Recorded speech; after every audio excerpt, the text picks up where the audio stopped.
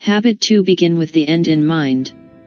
In your mind's eye, see yourself going to the funeral of a loved one. As you walk into the chapel, notice the flowers, the soft organ music. You see the faces of friends and family. You feel the shared sorrow of losing, the joy of having known. As you reach the front of the room and look inside the casket, you suddenly come face to face with yourself. This is your funeral, 3 years from now. Take a seat and look down at the program in your hand. The first speaker is from your extended family, the second is a close friend, the third is an acquaintance from your business life, the fourth is from your church or some community service organization where you've worked. What character would you like each of these speakers to have seen in you? What difference would you like to have made in their lives? The second habit of effectiveness is to begin with the end in mind. It means to know where you're going so as to understand where you are now, and take your next step in the right direction. It's seemingly easy to get caught up in an activity trap in the busyness of life, to work harder and harder at climbing the ladder of success only to discover it's leaning against the wrong wall. We may be very efficient by working frenetically and heedlessly, but we will be effective only when we begin with the end result in mind. The best way to start is to develop a personal mission statement. It describes what we want to be, character, and to do, achievements. The following is from my friend Rolf Kerr's personal mission statement. Succeed at home first. Seek and merit divine help. Remember the people involved. Develop one new proficiency a year.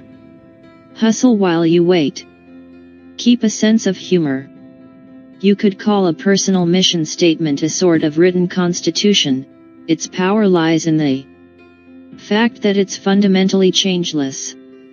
The key to living with change is retaining a sense of who you are and what you value. Start developing your mission statement, like Kerr's, from a core of principles. I mention this because all of us are drawn away from real effectiveness when we make our center something other than our principles. Thriving on change requires a core of changeless values. Being spouse-centered might seem natural and proper, but experience tells a different story. Over the years, I have been called on to help many troubled marriages. The complete emotional dependence that goes with being spouse-centered often makes both partners so vulnerable to each other's moods that they become resentful. The self-esteem of someone money-centered can't weather the ups and downs of economic life. Money-centered people often put aside family or other priorities, assuming everyone will understand that economic demands come first. They don't always, and we can damage our most important relationships by thinking that they do. Being pleasure-centered cheats one of lasting satisfactions. Too much time spent at leisure, on the paths of least resistance, ensure that our mind and spirit become lethargic, and our heart unfulfilled. We want to center our lives on correct principles. Unlike other centers based on people and things subject to frequent change, correct principles don't change. We can depend on them. Your mission statement may take you some weeks to write. From first draft to final form, it's a concise expression of your innermost values and directions. Even then, you will want to review it regularly and make minor changes as the years bring new insights. Be guided by Viktor Frankl, who says we detect rather than invent our mission in life. Everyone has his own specific vocation in life. Therein he cannot be replaced, nor can his life be repeated. Organizations need mission statements.